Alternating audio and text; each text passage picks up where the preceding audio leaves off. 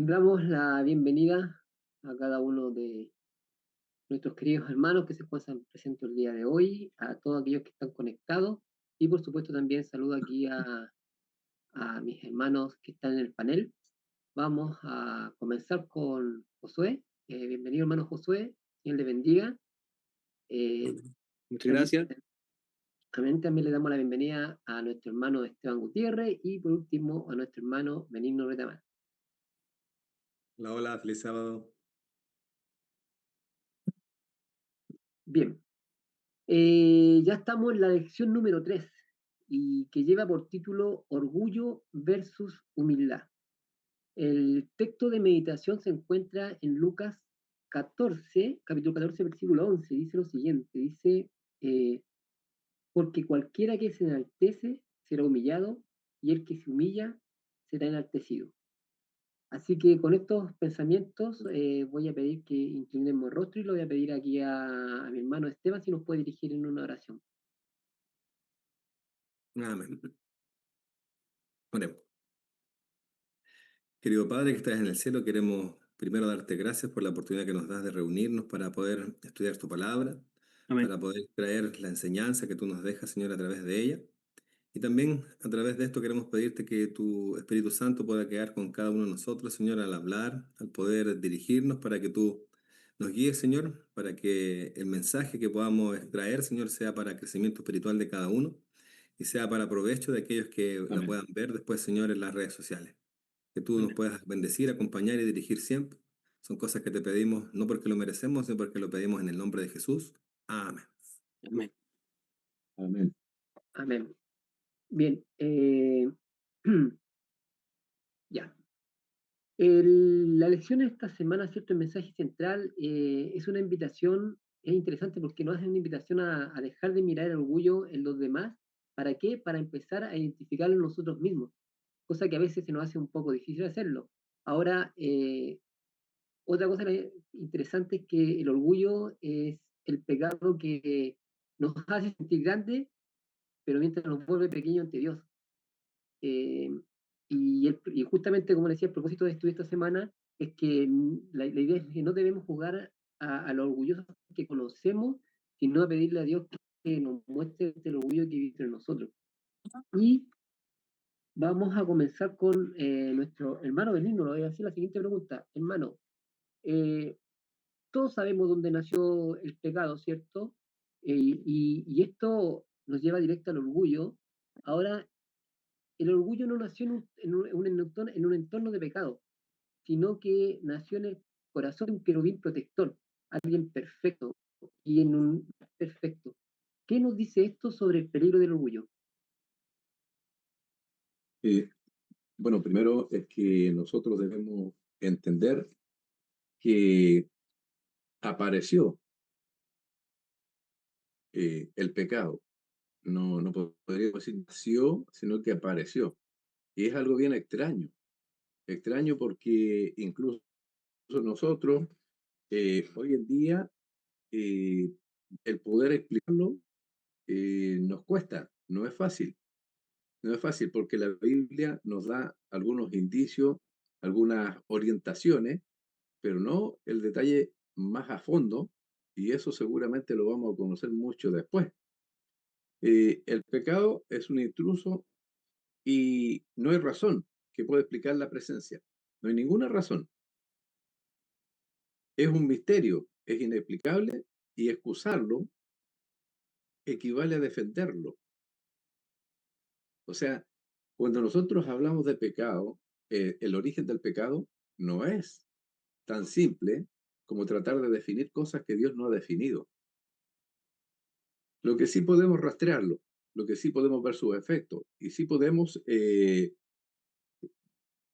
ver a través del relato vivo cuál es el origen del mal, cómo aparece, cuál es la causa que hace que en un ambiente de santidad, de perfección, aparezca la maldad.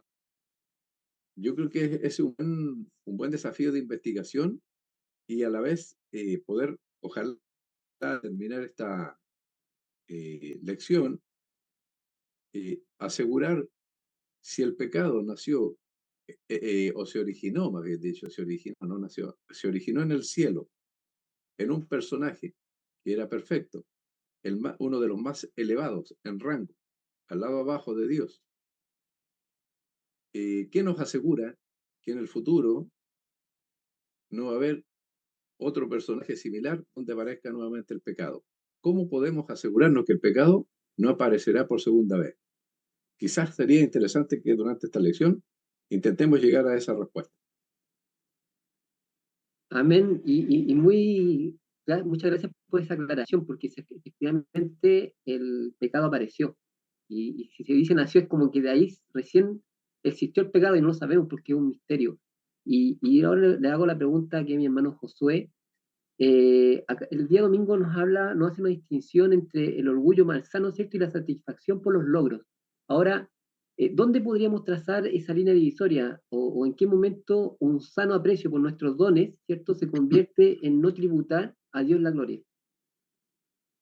Bueno, una de las cosas que tenemos que entender que cuando empezamos a revisar la separación entre el orgullo de estar orgulloso por algo o por alguien, esperando que sea un buen logro, de acuerdo a lo que nos decía la lección, versus lo que nosotros empezamos a entender, qué es lo que a nosotros nos enorgullece y qué es lo que a nosotros nos empieza a satisfacer.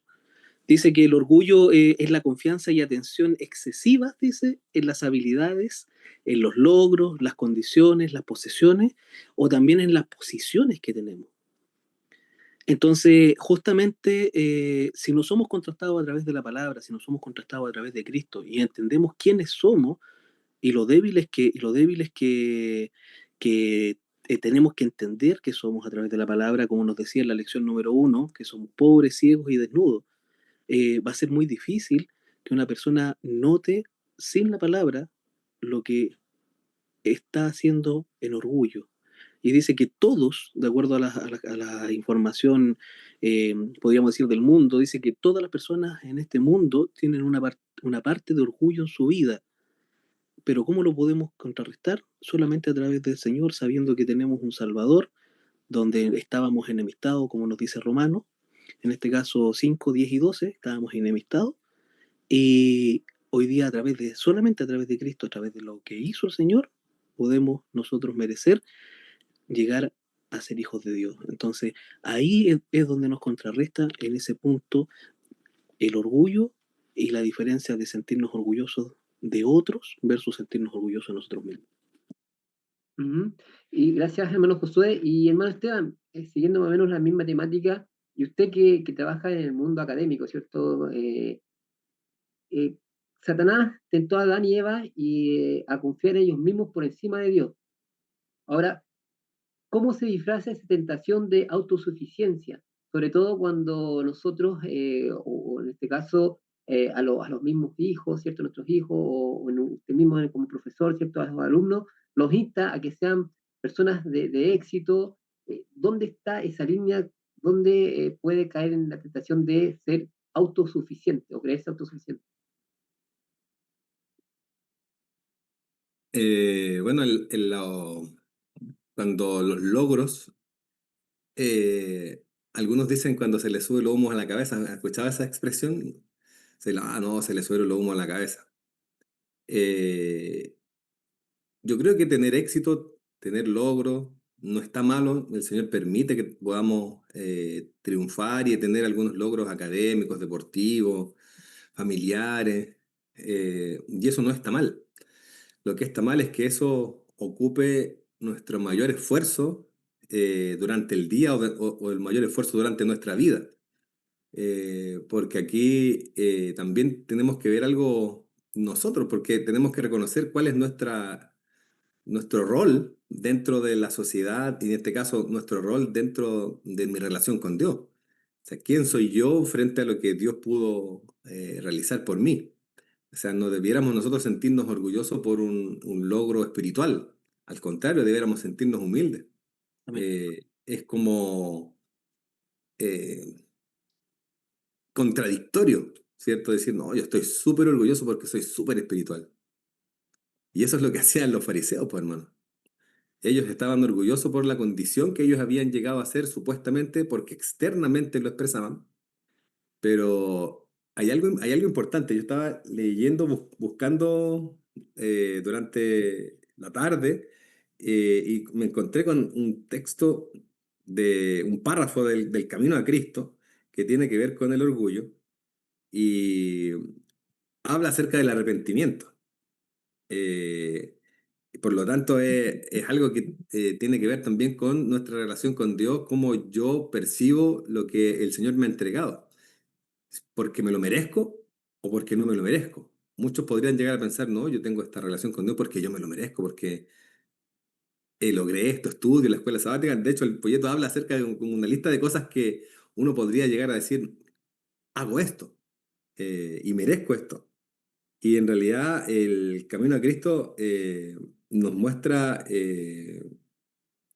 que no es eso es lo que nosotros debiéramos estar orgullosos. Dice que al borracho nosotros condenaríamos porque es borracho y no pasa desapercibido. Pero al que es orgulloso y al que es egoísta, como que dejamos pasar. Pero esos pecados son igual de graves que aquel que son visibles. Y eso es súper importante porque a veces yo no puedo ver el orgullo físicamente, ¿cierto? No puedo ver los efectos físicos de eso, pero sí puedo ver, ¿cierto? Cuando una persona no me quiere dar el perdón, cuando una persona no me quiere saludar o no quiere reconocer un error. Entonces, muchas veces nosotros dejamos pasar eso y a veces nosotros mismos a veces tenemos la culpa porque somos buenos para adular. Y yo creo que ahí Satanás, ¿cierto? Cuando comenzó el pecado en el cielo, él esperaba que sus logros fueran dignos de alabanza. Y aquí no hay nadie digno de alabanza sino solamente Dios. Amén. Gracias, hermano Esteban. Y ahora voy con mi hermano Benigno. Justamente lo que estaba conversando, ¿cierto? Vemos que todos los logros que podemos tener, incluso talento, cualquier cosa, tenemos que reconocer que son eh, entregados por Dios, no son nuestros propios, ¿cierto? No son nuestras habilidades. Ahora, ¿cómo podemos recordarnos diariamente que nuestro valor, ¿cierto?, proviene de Dios cuando la sociedad en sí nos evalúa constantemente por lo que tenemos o hacemos? Mira, la Biblia, ahí en el libro de Números, capítulo 12, menciona que Moisés fue el hombre más manso o humilde que ha pisado en la tierra, aparte de Jesús, por supuesto, teniendo dentro de la humanidad Moisés. Eh, y la pregunta es, ¿cómo era Moisés? Si nosotros miramos la historia de Moisés, hay una historia desde donde mira a Dios y otra donde vemos los hombres, los seres humanos.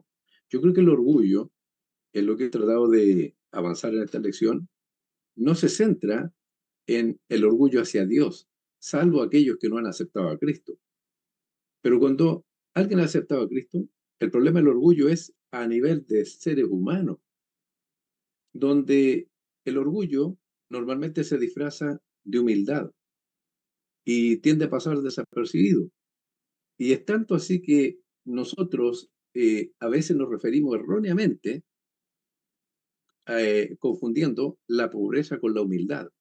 Decimos, oye, esta gente es súper humilde y nos referimos a su economía, cuando eso no tiene nada que ver. La humildad puede albergarse en un corazón de una persona extremadamente pobre o extremadamente rica o intermedio. No tiene relación. Lo que nosotros tenemos que buscar acá es el orgullo, que es la motivación por la cual hacemos las cosas y a dónde queremos llegar. En la vida, ¿qué nos hemos planteado como objetivos de alcanzar eh, en nuestra familia, en nuestro trabajo, en el mundo o en la sociedad? ¿Cuál es el objetivo que hemos planteado? ¿Ese objetivo está de acuerdo con la palabra de Dios? Si no está de acuerdo con la palabra de Dios, debemos reconocer que tenemos un corazón orgulloso que queremos prevalecer con nuestros planes por sobre lo que Dios establece. Entonces, ¿Dónde es notorio? Vamos a poner un extremo para que sea mejor. No es que solamente en este lugar.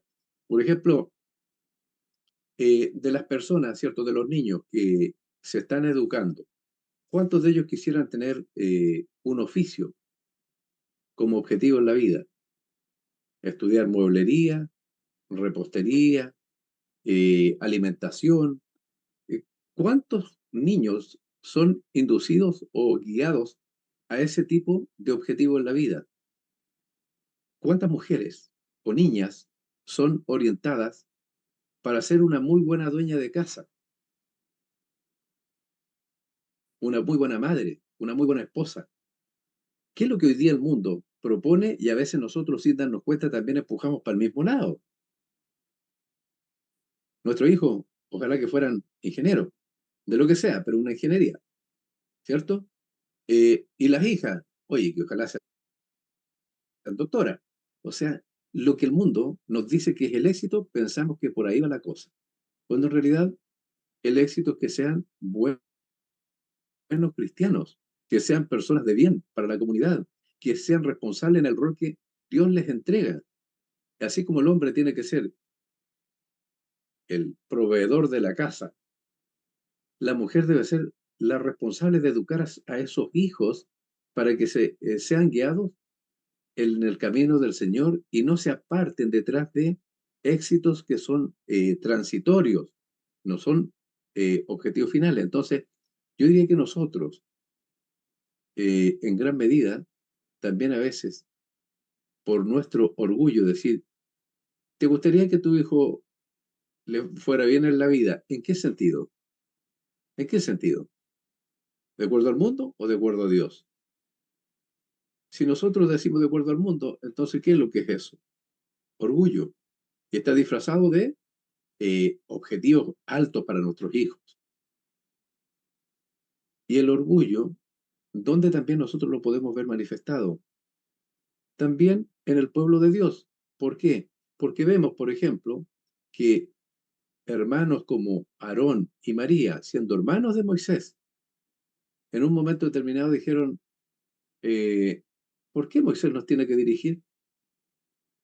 ¿Acaso nosotros no somos santos también? ¿No somos del mismo pueblo? ¿Cuál fue el motivo? El no querer reconocer a quien Dios ha colocado en un rol determinado, en un tiempo determinado. Y por otro lado, para poner el equilibrio, es el orgullo el que muchas veces no permite que una persona en un rol que el Señor le ha entregado cumpla conforme a lo que el Señor dice, sino que quiera cumplir de acuerdo a sus propias expectativas o para acomodarse y estar bien con todos. Si hay un liderazgo que nunca discute con nadie, normalmente tiene altas votaciones en los procesos de elección. Pero si va a ser la voluntad de Dios y corregir cuando hay que corregir, va a tener un equilibrio, no va a tener la mayoría, porque la mayoría en la iglesia, en la casa, en la familia, en el vecindario, en el trabajo, donde vayas, la mayoría no quiere hacer la voluntad de Dios. Entonces, si nosotros nos llaman a un ministerio o a un servicio, ¿por qué lo aceptamos? ¿Cuál es el objetivo? Si el objetivo es mostrarnos lo que podemos aportar, lo que sabemos, lo que conocemos, entonces el objetivo no es glorificar a Dios. Y ese es el cuidado que debemos tener. Yo creo que eh, en cosas prácticas tenemos que aplicar esta lección y sacarnos de nuestra vista las formas normales en que apreciamos. Si vemos que una persona llega a la iglesia, ¿cierto? Por primera vez y llega ¿cierto? Con cosas ostentosas y se muestra frente a todos, decimos, ah, este orgulloso. Pero vemos uno que entra despacito, que apenas habla, que apenas levanta la vista y quizás sea más orgulloso que ese que pensamos que es.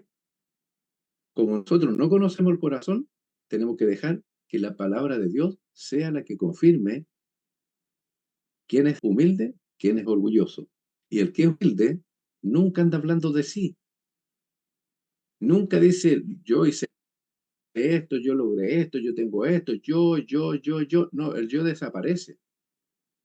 Va a hablar de Cristo, va a hablar de su iglesia, va a hablar de su palabra, va a hablar de los objetivos bíblicos, pero no va a hablar de sí mismo. No se pone como ejemplo. Entonces, cuando nosotros enfocamos bien, después tenemos que aplicar bien, porque puede ser, y aquí está lo interesante, que nosotros tengamos una percepción nuestra tan equivocada que los demás quizás no se atreven a decirnos por no incomodarnos. Pero nosotros tenemos que tener esa capacidad de decir, si me dicen o me corrigen en algo, tengo que ver si es cierto.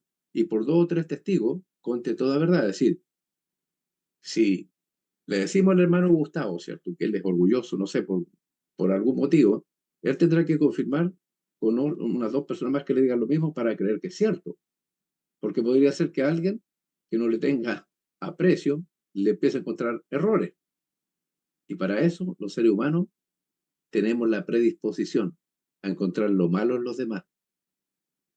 Y lo que tenemos que evitar es mirar a los demás, porque cuando se trata de estas lecciones espirituales, a quien tenemos que mirar es a Cristo y la deformidad que tenemos nosotros respecto a Cristo. Ese es el objetivo.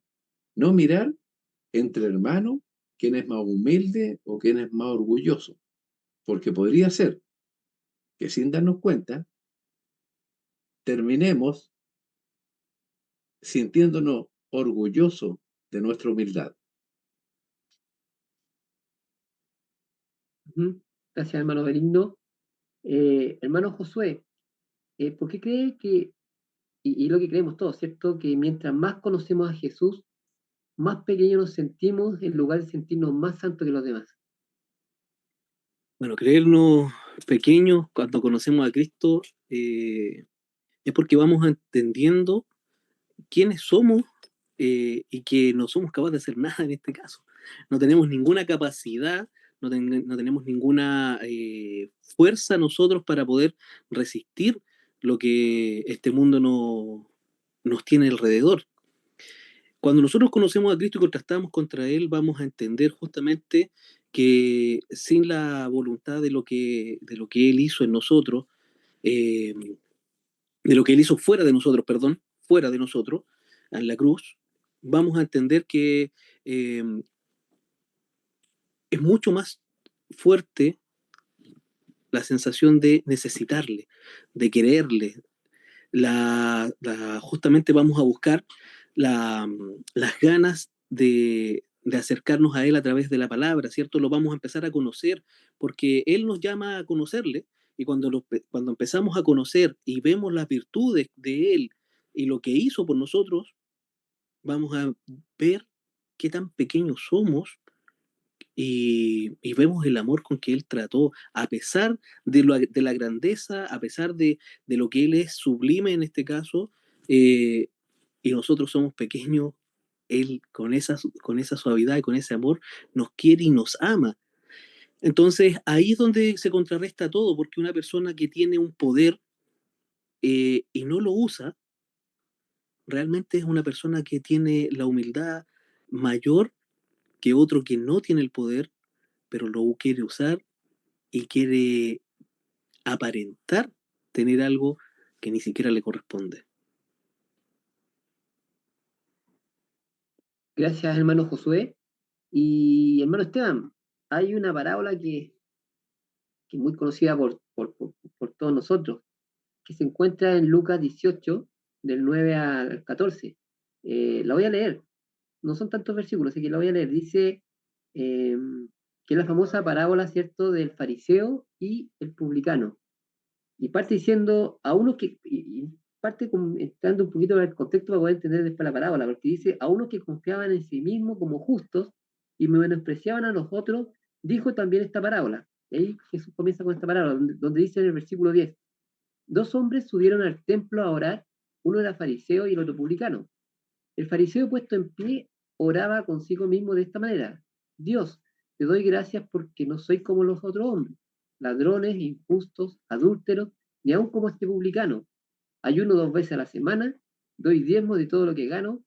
Mas el publicano, estando lejos, no quería ni alzar los ojos al cielo, sino que se golpeaba el pecho diciendo, Dios, sé propicio a mí, pecador, sé propicio a mí, pecador.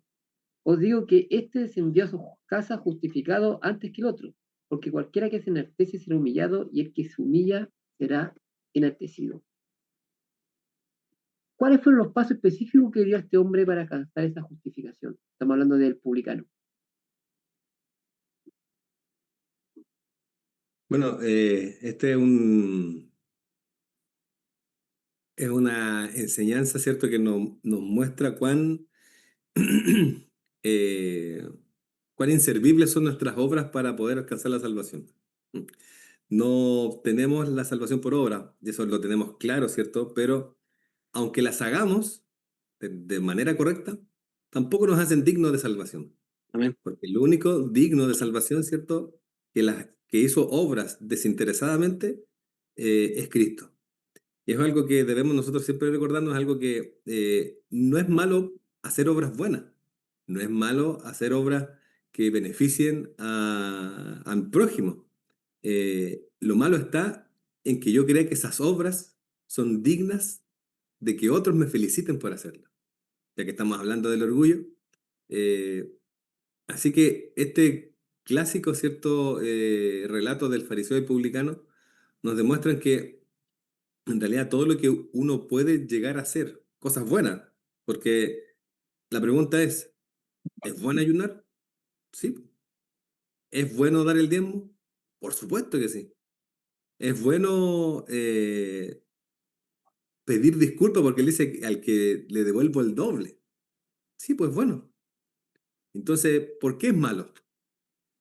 ¿Por qué es malo lo que hacía el fariseo? Porque él se enorgullecía de lo que hacía. Creía que había méritos en lo que hacía. Ese es el problema. Yo creo que todos nosotros en algún momento, ¿cierto?, podemos llegar, y debiera ser así, diezmar, pasar tiempo con los hermanos, pedirle perdón al hermano, ¿cierto? Eh, Tener una relación estrecha con Dios, ir a la iglesia, eso es bueno. Pero no creamos como muchos del pueblo de Dios antiguo, ¿cierto?, de Israel y de muchos adventistas, que hoy día hay mérito porque yo guardo el sábado. Hay mérito porque yo asisto a la iglesia. Hay mérito porque tengo un cargo dentro de la iglesia. Y no hay mérito en eso.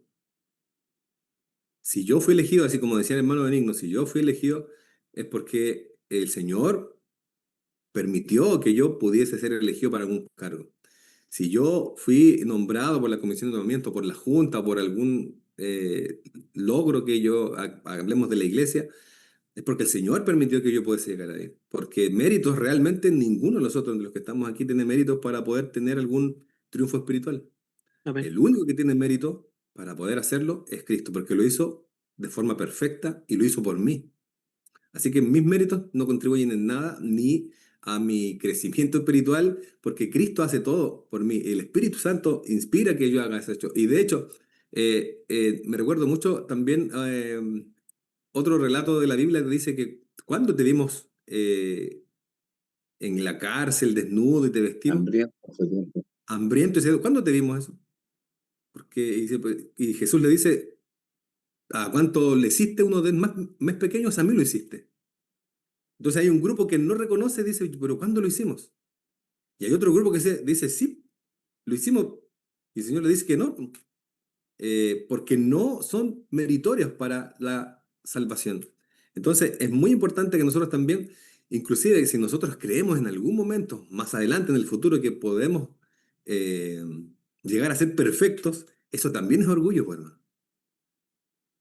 Recuerde que hay un grupo de hermanos que creen en el perfeccionismo, que dice que la iglesia va a ser perfecta antes que Jesús venga. Eso también es, es orgullo, porque creo que yo merezco o voy a tener alguna felicitación por obtener un nivel especial suficiente, que cuando llegue el Señor a buscarnos, la iglesia va a ser perfecta. Entonces, ojo ahí, hermano, que es el límite entre sentirnos contentos por haber un éxito espiritual y sentirnos orgullosos es una línea muy delgada, hermano. Satanás no se dio cuenta de esa línea y la cruzó y ahora está muy lejos de esa línea y él quería toda la adoración. Recuerde que hoy día nosotros estamos en medio de un conflicto que es un conflicto de adoración. Y cada vez que yo siento que me tienen que felicitar porque qué lindo sermón hice o porque linda parte especial canté, eh, no nos creamos tanto esas felicitaciones, porque inclusive uno puede imitar dones, ¿o no? Uno puede tener falsa humildad, ¿o no? Sí, pues hermano, uno puede imitar una falsa humildad. Eh, yo busqué falsa humildad y dice que muchas veces esa falsa humildad dice, aunque parecen modestos, buscan constantemente el reconocimiento de otras personas y validación por sus virtudes. ¿Ha escuchado usted? Esta palabra está muy en boga en la sociedad. Validación. Necesito que yo ser validado. En mi condición de homosexual, en mi condición, necesito que me valide la sociedad por lo que yo creo, por lo que yo soy. Está muy de moda. Oh, ¿por qué me invalidas mi opinión? ¿Por qué me invalidas mi posición frente a este tema? ¿Por qué la gente hoy día necesita de validación? Porque hoy día la gente en el mundo en general necesita que se le reconozcan sus pequeños logros o sus grandes logros. ¿Por qué? Porque en realidad el orgullo, hermano, demuestra una falencia que nosotros tenemos como humanos y que es ser aceptado por otras personas.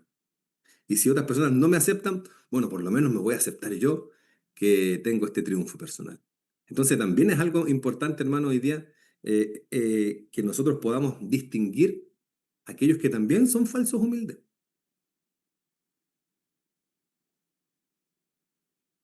Bien, muchas gracias, hermano Esteban. Y hermano Benigno, a lo mejor usted también nos quiere comentar algo sobre lo que comentaba nuestro hermano Esteban, ¿cierto? Sobre el fariseo y el publicano. Y le dejo el último texto, quizás que también nos podría explicar, es que dice que el publicano vuelve justificado antes que el otro.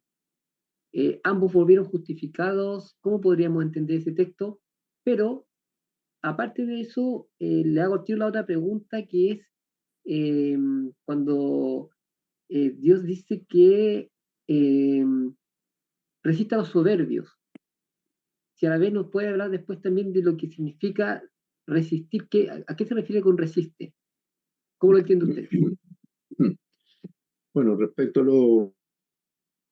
a lo primero, justamente dice que este fariseo, con su actitud de orar consigo mismo, obviamente que no tuvo el espacio para permitir que Dios le diera esa paz, esa tranquilidad y esa justificación,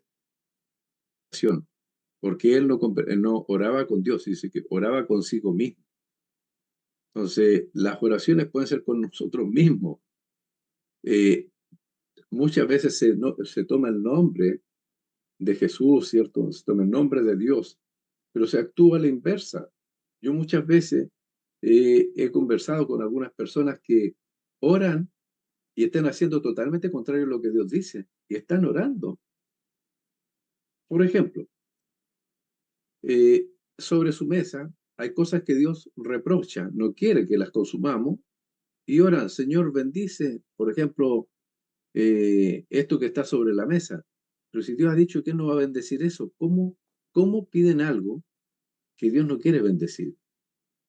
O, Señor, yo quiero que bendigas tú mi vida, y saben que están actuando mal, están orando consigo mismo, eso no llega al cielo, ¿cierto?, para ser escuchado, porque son oraciones abominables a Dios, son despreciables, no las quiere escuchar. Dice Dios ahí en el libro de Isaías, dice, ustedes muchas veces celebran las fiestas, las solemnidades, me traen holocausto, y ¿sabe qué? Yo ya no quiero siquiera sentir el olor al holocausto, no quiero sentir el olor a la grasa, no quiero sentir nada de ustedes, porque ustedes solo viven de falsedad.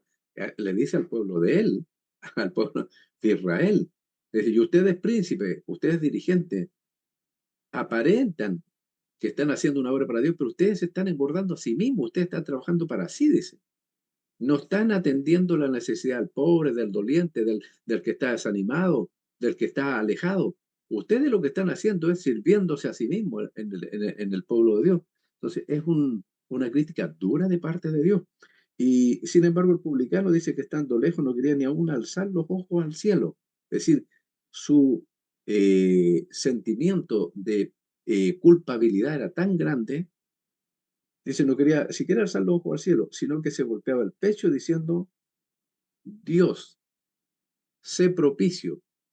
Cuando dice ser propicio, él estaba invocando el propiciatorio, el arca de Dios, donde estaba contenida la ley de Dios, las exigencias, pero había una placa sobre la ley de Dios, una placa de oro, y sobre la cual se asperjaba la sangre.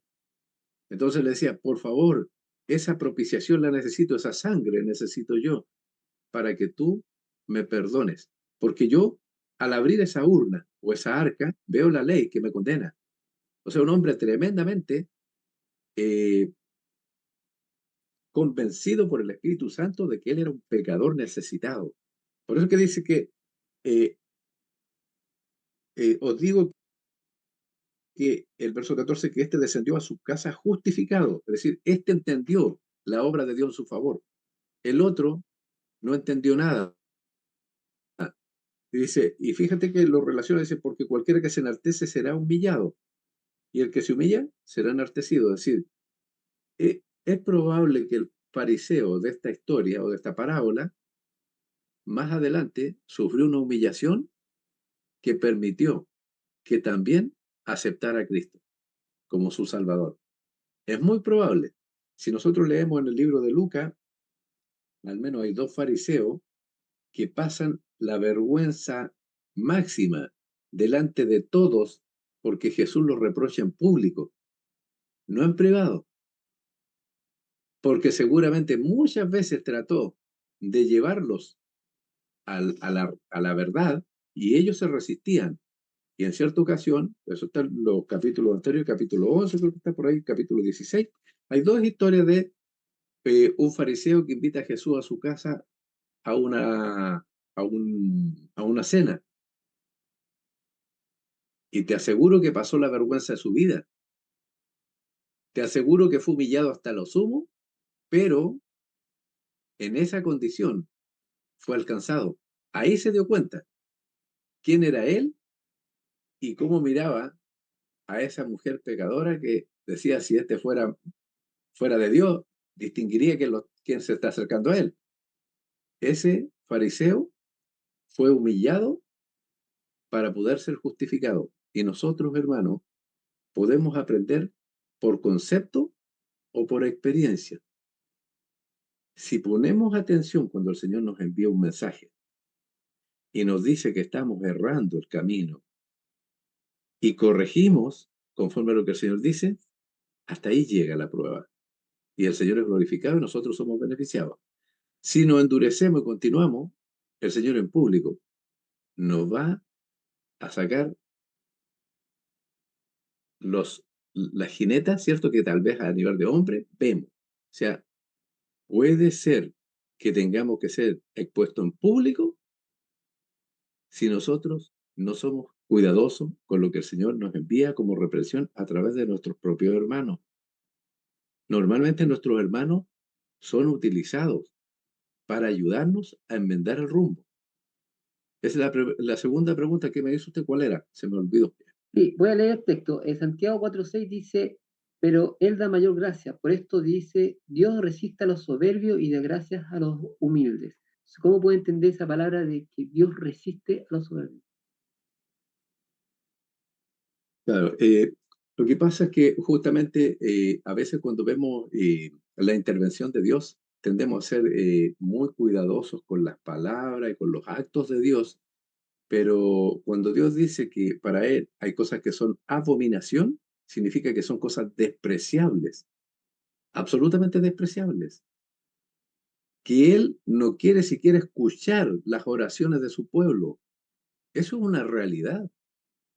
Y nosotros cuando lo vemos en el pasado, nos cuesta ver que en el presente eso esté operando de la misma manera. Dios resiste, es decir, rechaza todo aquello que no es conforme a su palabra. Y muchas veces nosotros estamos orando por cosas que Dios no quiere que oremos. Por ejemplo, voy a poner algo bien práctico. Me parece que la lección algo menciona, o lo escuché en otra lección. Eh, Cuando nosotros vamos al templo y llevamos una ofrenda, ¿qué dice el Señor? Dice, si en ese momento el Espíritu te recuerda que tienes algo contra tu hermano, deja la ofrenda y anda a arreglarte con tu hermano. Pero ¿qué es lo que hacemos normalmente?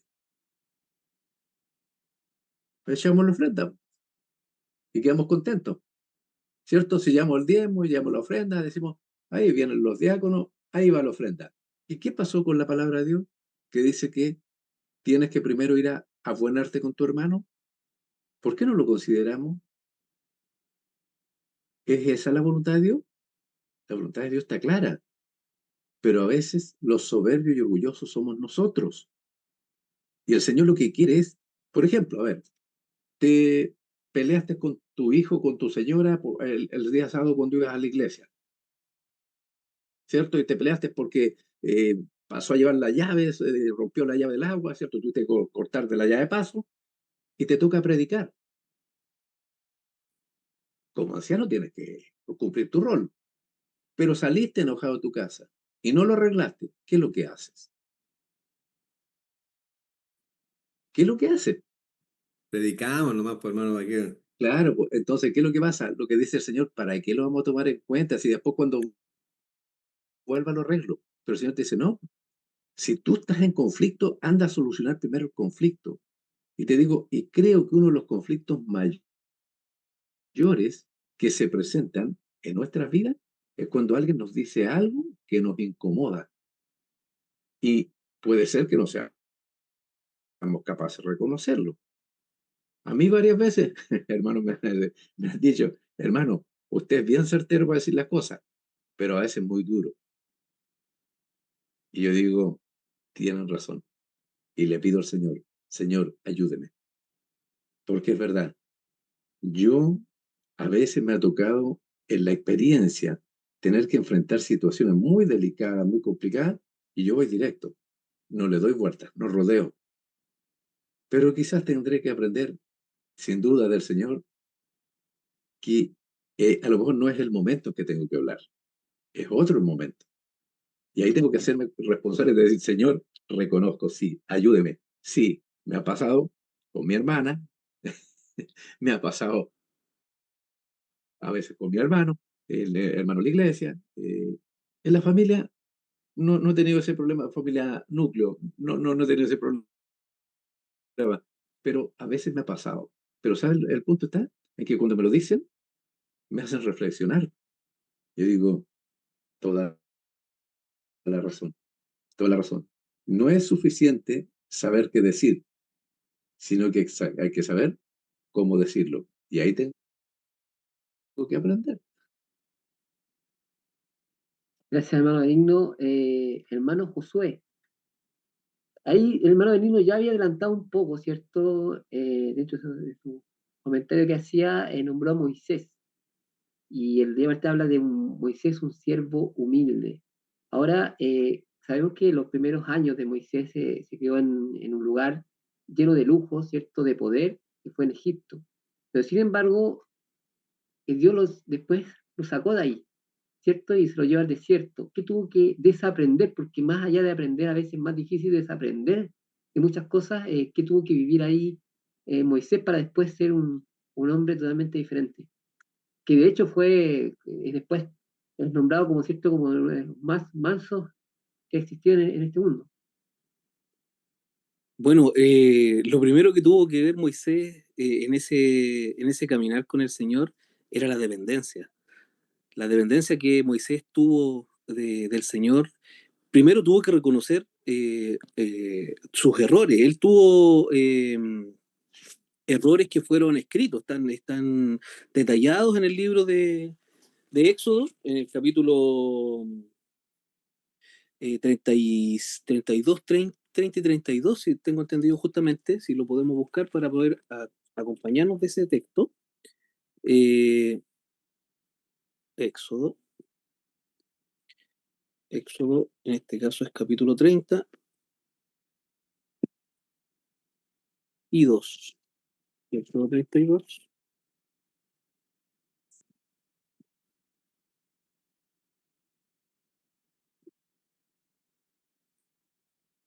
En Éxodo 32, entonces, en el capítulo 30 y 32, vamos a ver que aconteció aquel día, el siguiente dijo Moisés al pueblo: vosotros habéis cometido un gran pecado, pero yo subiré ahora a Jehová, quizás le aplacare acerca de vuestro pecado. Entonces volvió Moisés a Jehová y dijo: te ruego pues este pueblo ha cometido un gran pecado, porque se hicieron dioses de oro. Dice, que perdones ahora su pecado, y si no, ráeme ahora de tu libro que has escrito. Aquí estamos hablando cuando Moisés ya entendió. Primero, sabemos que en la lección no está diciendo que cometió un pecado que fue conocido en Egipto, donde huyó, un pecado que era grave, pero él entiende después de esto que el Señor lo perdona a pesar de ese pecado, eh, y lo llama para que vaya a sacar su pueblo. Y él empieza una caminata justamente de, de conocer a Dios, saber cómo piensa. Si recordamos, él tenía había una tienda aparte para Moisés también, donde él hablaba con Dios, ¿cierto? Y empieza a conocer aún más cómo el Señor empieza a hacer una obra con el pueblo, lo saca, lo libra, ¿cierto? Lo empieza a moldear, lo empieza a limpiar, y él es testigo de todo esto. eh, y lo que el pueblo no puede percatarse, él sí lo empieza a percibir, él sí lo empieza a entender, y empieza a darse cuenta de toda esta situación. A tal grado que llegamos a este texto de Éxodo 32, ¿cierto? Donde el Señor está ahí viendo el pecado que hizo el pueblo, y Él interviene. Y lo que más resalta es que lo que decía el hermano Benino también delante, a pesar de que los hermanos, a pesar de que el pueblo muchas veces estaba contra Él, eh, Él nunca se levantó en contra del pueblo de una manera de raer o de extinguir por la soberbia o por la dureza que tenían, ¿cierto? No así como los discípulos cuando le dicen a Jesús: que caigan rayos del cielo, ¿quieres que caigan rayos del cielo? Como lo dijo los hijos del trueno, ¿cierto? Moisés no lo hace. Moisés siempre estaba pensando en darles un amor, una ternura de una manera u otra, a pesar de que el pueblo se le hacía difícil, ¿cierto? Sabemos que era muy complicado. Y de esto también va aprendiendo otro líder, que es Josué. Y me gustaría resaltar esta parte porque es muy importante cuando Josué también encuentra el pecado que cometen en Jericó, y se acerca a dar un castigo a una persona, justamente a esta familia. Él lo trata con suavidad, pero no le está diciendo que le va a quitar el castigo, pero lo trata con suavidad. Entonces, eso fue lo que aprendió justamente de la experiencia que tuvo Moisés, y que Moisés le traspasó suavemente un liderazgo, pero un liderazgo que era muy positivo, un liderazgo que era muy de suavidad, si bien era de mano dura, porque sabíamos que se estaban cumpliendo la ley, se estaba cumpliendo la exigencia, pero no con dureza, con altivez, sino que con firmeza. Y eso hizo la diferencia, que Moisés fue firme, pero no fue duro. A pesar de que hubieron situaciones muy complejas, incluso dejó actuar en algunas situaciones al pueblo, donde les dijo: no va a ir cuando el pueblo se retiene justamente antes de pasar a la tierra prometida, se retiene en esa posición, y no va a luchar y no va el arca con ellos. Mantuvo la firmeza, pero en ningún momento fue duro, fue tosco. Podríamos decir que muchas veces nosotros somos toscos, muchas veces nosotros somos difíciles, tratamos de una forma dura, y, y es lo que decía el hermano Benigno delante. O sea, nosotros tenemos una cultura, o venimos de una situación donde tenemos esa dificultad. Son años de cultura, son años de también malas enseñanzas y malas prácticas, a través del cristianismo. Hoy día tenemos diferentes situaciones como que nos complican a nosotros en el enseñar cristiano, porque si bien nosotros como adventistas tenemos algunos orgullos, que lo decía el hermano Esteban delante, pero también tenemos alrededor muchas personas que están recibiendo mucha información de diferentes lugares, y hoy día se ha introducido el neopentecostalismo, se ha introducido el movimiento carismático, el ecumenismo y también el humanismo. Y eso ha generado un problema serio justamente en nuestros propios hermanos, porque asocian todo esto, pero la diferencia con Moisés, que Moisés solamente escuchaba a Dios. Gracias, hermano Josué y hermano Esteban. Continuando un poquito con la historia de Moisés, podríamos decir que Moisés fue un visionario. Se entiende que quizás lo llevamos a la actualidad ahora, el rechazar ese cargo que tenía Moisés o lo que podía llegar a ser cuando estaba en Egipto, ¿cierto? Podía ser incluso faraón. Imagínense a Moisés como faraón, un cargo muy importante, lleno de riquezas, lleno de poder, pero si lo llevamos a la actualidad ahora, todos esos faraones, ¿dónde están? Ya están bajo tierra, ya no existen. Sin embargo, ¿dónde está Moisés? ¿Cómo cambia nuestra perspectiva, cierto, del éxito personal cuando ponemos la mirada en la eternidad en lugar de esos resultados inmediatos o esos resultados acá terrenales? Amén. Eh,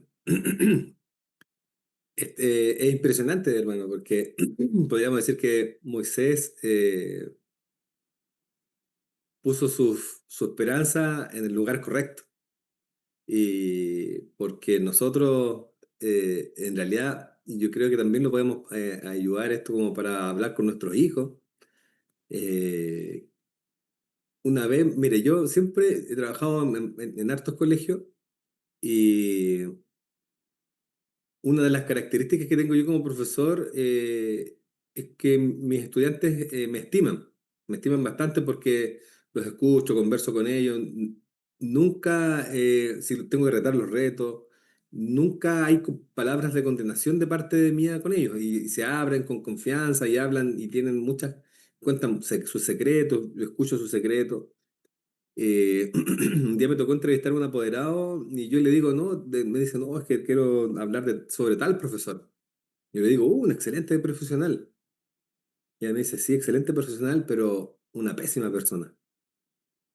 Dije yo no conocía eso.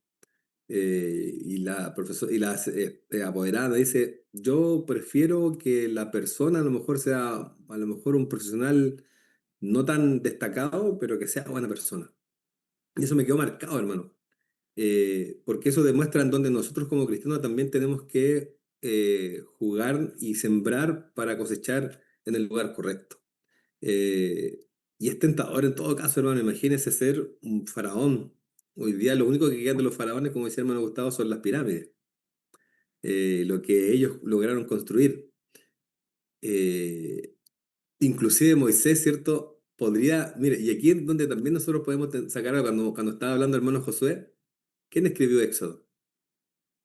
Moisés, pues. ¿Podría haber maquillado él un poquito, decir, no, que no fue tan malo lo que yo hice? Sí, pues, pero no lo hizo. ¿Qué es lo que haríamos nosotros como humanos? Vamos a escribir la biografía del hermano Benigno.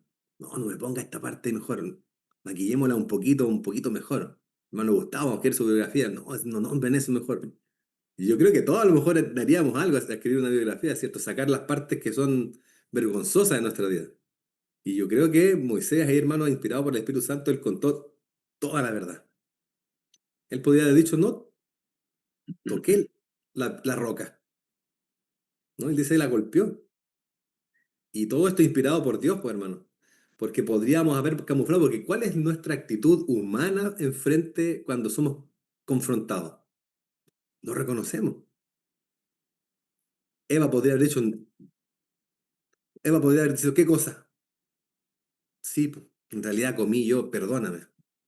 No, la serpiente me dijo. Adán, ¿qué podría haber dicho? Sí, en realidad le hice caso a mi esposa. Pequé. Y dijo, no, pues la mujer que me diste. Es nuestra actitud natural, hermano. Cuando somos confrontados con un error, es difícil para muchos hermanos decir, ¿sabe qué? Sí me equivoqué. Y eso se aprende, a veces con duros golpes, con fracaso. Y Moisés tuvo que aprenderlo en el desierto solo. El Señor le tuvo que enseñar en el desierto solo durante 40 años. ¿Cierto? Y Moisés se divide su vida en 40 años, ¿cierto? 40 años cuando mata al egipcio, 40 años cuando está en el desierto de pastor de ovejas, hasta que tiene ese encuentro personal con el Señor, y 40 años después, ¿cierto? Dirigiendo al pueblo de Israel. Eh, bueno, antiguamente las personas vivían mucho más que nosotros, pero yo creo que no nos tenemos que demorar tanto, más de 40 años, hermano, en darnos cuenta cuántos errores hemos nosotros cometido y cuántos de eso es por orgullo, por no reconocer que nos hemos equivocado. Y hoy día hay algo muy diferente, ya que está tan de moda, ¿cierto? El asunto con la educación, ¿cierto? Hace poco, ¿cierto? Mataron a una inspectora en un colegio. eh, Cuando nos dicen que somos malos papás, nos duele, ¿no? Y eso nos duele porque a veces es una verdad. No reconocer que hemos cometido errores como papá también nos duele. eh, y eso nos tiene que llamar a nosotros la atención a reflexionar, a como papás cristianos de la iglesia, ¿cierto? A poder poner un doble esfuerzo del Espíritu Santo para nuestra familia, para nuestros hijos, para poder enseñarnos en el camino correcto, hermano. Porque hoy día las nuevas generaciones que están naciendo en nuestras iglesias, para ellos ser orgulloso es bueno. Es lo que le enseñan las películas, las series, los dibujos animados, las lecturas. La persona orgullosa es la que tiene un carácter fuerte, según ellos. Elena de White habla aquí creo que tengo la cita porque la leí aquí con respecto a eso. Sí, mira, aquí sale, en Testimonios para la Iglesia, dice, el amor al yo, la exaltación propia y el orgullo, hay gran debilidad, pero en la humildad hay gran fuerza. Eso dice Elena de White con respecto a eso. Es decir, que los que son orgullosos, los que son egoístas, son débiles, pues, hermano. Entonces, cuando yo reconozco que soy débil, entonces soy fuerte.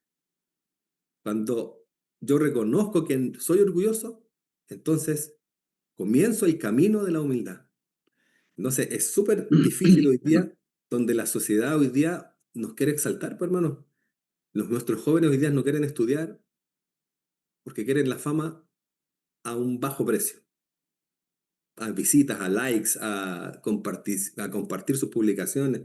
Las redes sociales hoy día no contribuyen para nada a la persona que sea humilde. Al contrario, eh, contribuyen a la desesperación, al orgullo, porque el video que subí no tuvo likes, el video que subí no tuvo impacto, y eso cría a jóvenes, a adultos y a personas pendientes de las redes sociales a que su vida sea dependiente de lo que otros piensan.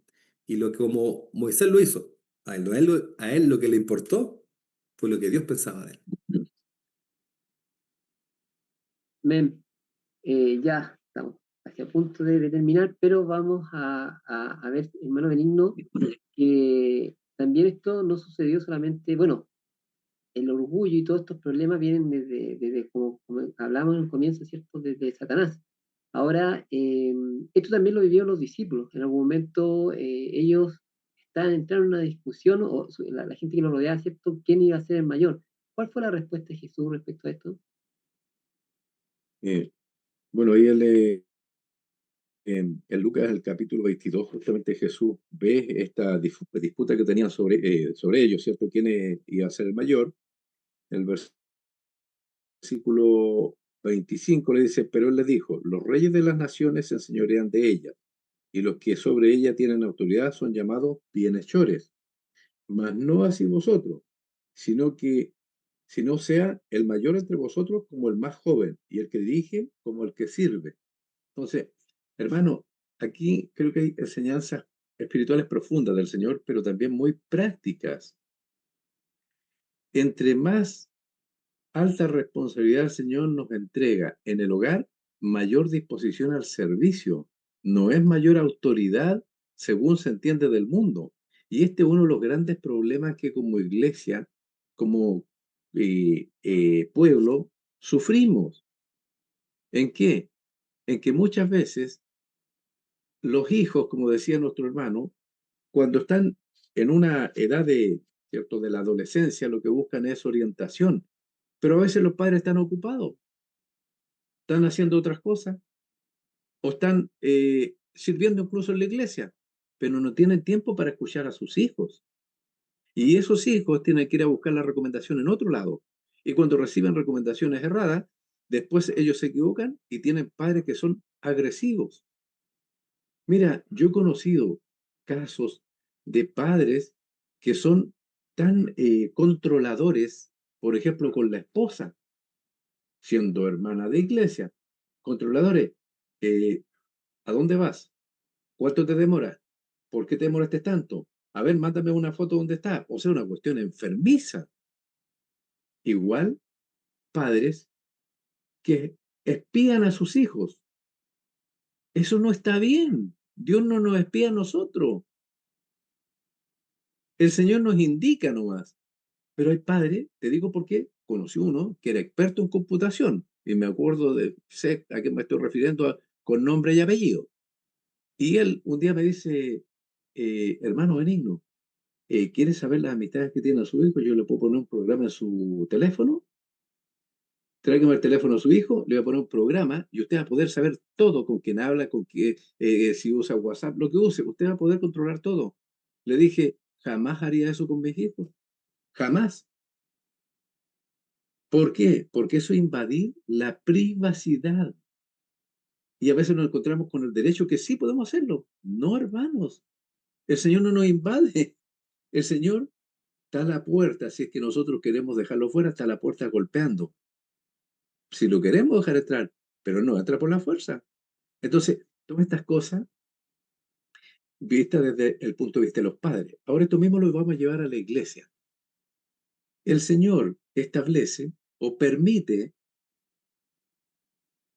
como decía el hermano, que seamos o sean llamados a diferentes cargos. Pero a veces la iglesia se equivoca. El Señor nos los ha llamado y la iglesia los coloca. Y son un dolor para la iglesia. La iglesia sufre. La iglesia muchas veces se desanima, tiene pérdida. ¿Por qué? Porque las personas no las eligió el Señor. Fue la confusión de la mente de los seres humanos que eligieron en ese momento. Y eso puede ser por cualquiera de nosotros. El punto está, el punto está, si hemos sido llamados a un rol, ¿cómo estamos cumpliendo ese rol? Por ejemplo, si es un anciano, ¿qué se espera del anciano de acuerdo a la palabra de Dios?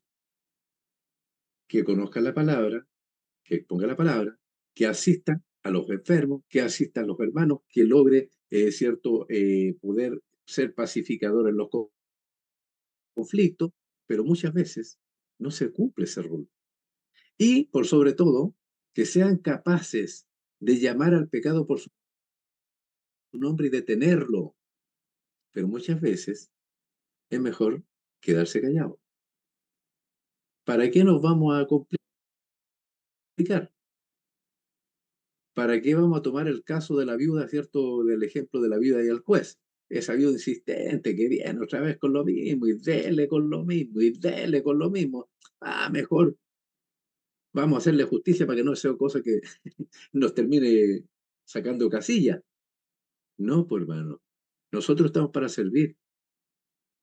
Y eso es lo que se busca en la iglesia, servidores del Señor que sirvan a su pueblo, no que sirvan a una estructura, que sirvan a cierto grupo, que sirvan a los que más le parece o que se acomoden a las circunstancias, porque si es así, todo lo que decía el hermano Esteban podría venírsenos sobre la iglesia y aplastar a la iglesia con toda la mundanalidad, con todo el modernismo, con todas estas nuevas ideas. Fíjense que desde la forma de vestir, la forma de hablar, la forma de conducirse, todo eso va a afectar a la iglesia, para bien o para mal.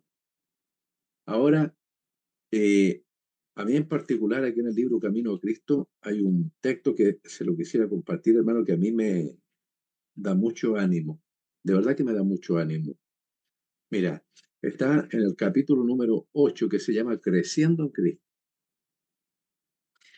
Y está en la página 51 de este, al menos de este Camino a Cristo. Dice lo siguiente, dice, aún Juan, el discípulo amado, el que llegó a reflejar más plenamente el carácter de su Salvador, no poseía por naturaleza esa belleza de carácter. No era solo dogmático, era ambicioso de honores, también era impetuoso y se resentía bajo las injurias. Pero cuando el carácter del divino maestro se manifestó a él, vio sus defectos y se humilló. Mire qué lindo. El, podemos decir, agresivo, prepotente, sí, pero mira, empezó a contemplar el carácter de Cristo y al ver sus defectos se humilló. Eso me anima. Eso creo que es lo que necesitamos todos. El apóstol Pablo, saben que el apóstol Pablo cuando inicia su ministerio, por allá por el año 57 más o menos después de Cristo, dice que ahí en 1 Corintios, él dice, yo soy el más pequeño de los apóstoles. ¿Qué les parece eso? ¿Qué les parece? ¿Humildad? Sí, pero el inicio de la humildad. Porque después en Efesios dice, yo soy el más pequeño de todos los santos. Es decir, ya no soy el más pequeño de los apóstoles, de ese grupo seleccionado, sino de todos los santos, yo soy el más pequeño. Y en Timoteo dice, después pasan los años, ya está en el año 66, a punto ya de ser decapitado, y ahora dice, yo soy el primero de los pecadores.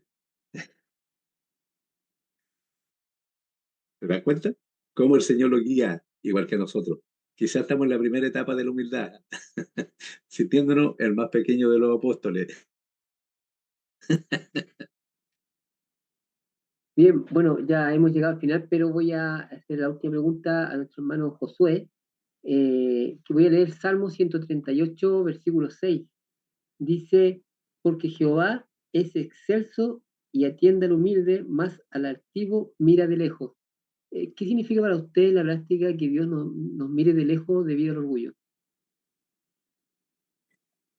Bueno, aquí, como bien recién decía el hermano Benigno, muchas veces nosotros pensamos que tenemos la razón, que las cosas que nosotros estamos haciendo o los cargos que fueron designados por Dios, pero muchas veces los cargos son designados por las personas.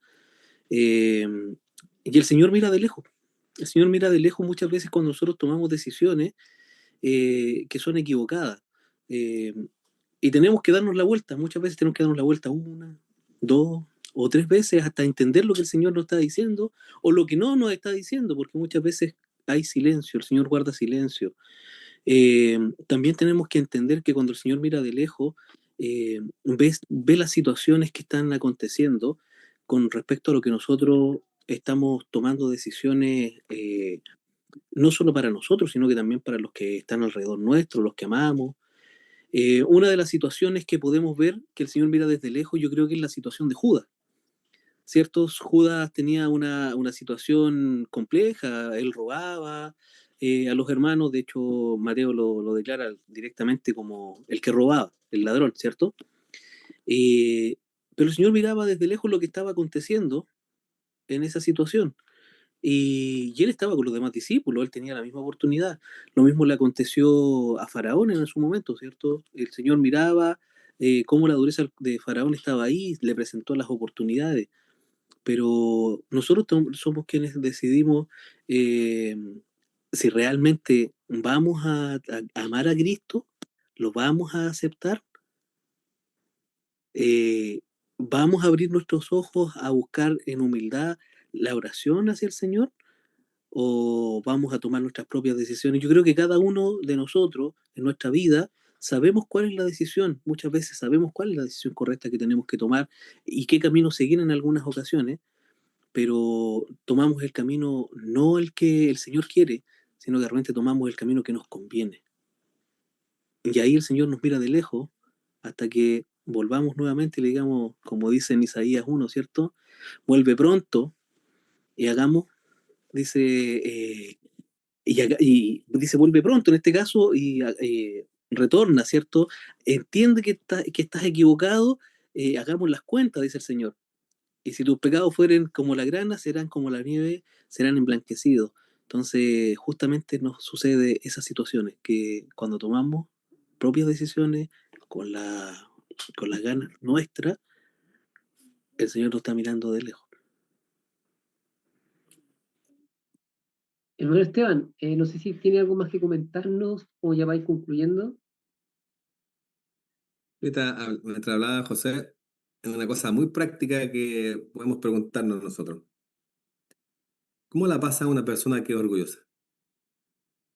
¿La pasa bien o la pasa mal? Mal. Mal, pues. Ahí está la respuesta. Y una persona que es humilde, ¿cómo la pasa? Bien, pues, hermano, en la iglesia.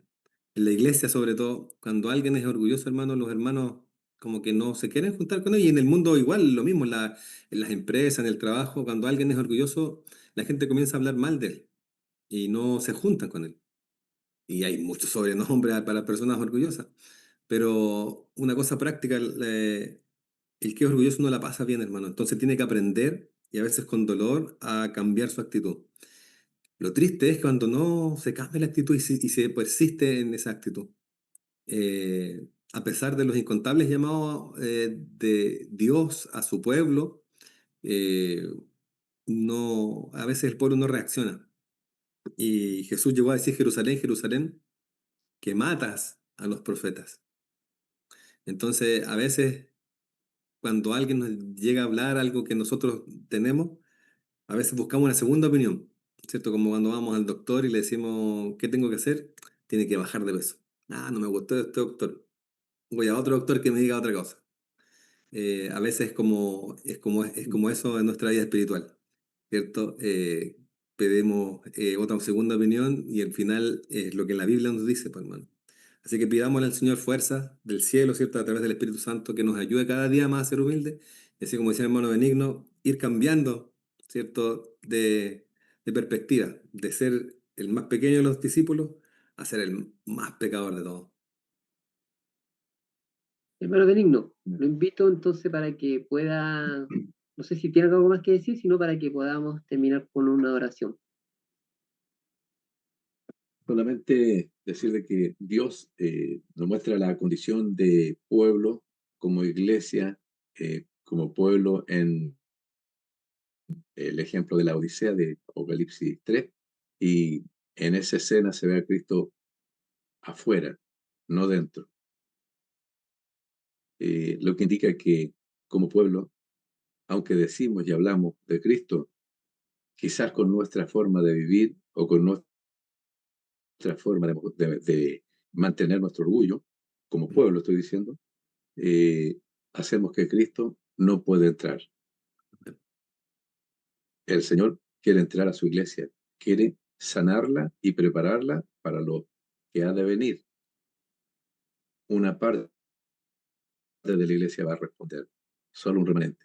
Quiere el Señor que tú que estás escuchando, nosotros que estamos acá eh, compartiendo, estemos en ese grupo pequeño que va a recibir a Cristo y será capaz Cristo de transformar estas experiencias calamitosas que hoy día conversamos en experiencias gloriosas para Él.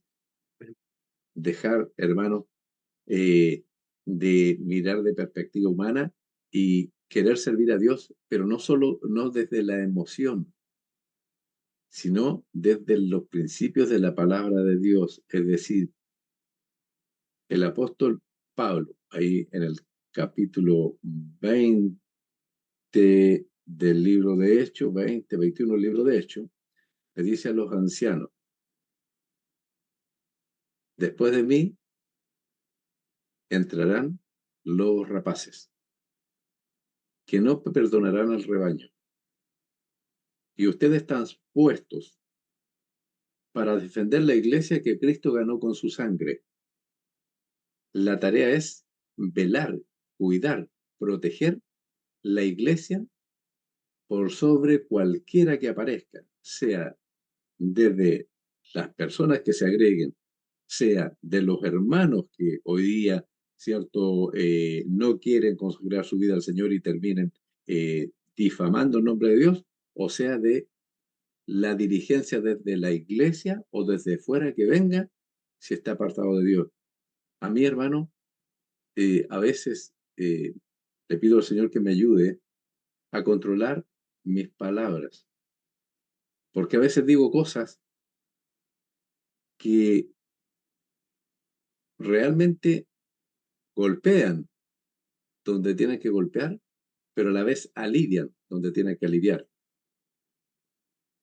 Vi uno de los últimos eventos que se hizo allá en Chillán, donde desde el presidente de la asociación hacia abajo, todos en polera o sin corbata. Hermanos, si nosotros no le damos solemnidad a las reuniones, si nosotros no le damos solemnidad a la tarea que el Señor nos entrega, hermanos, el Señor puede mirarnos también de lejos.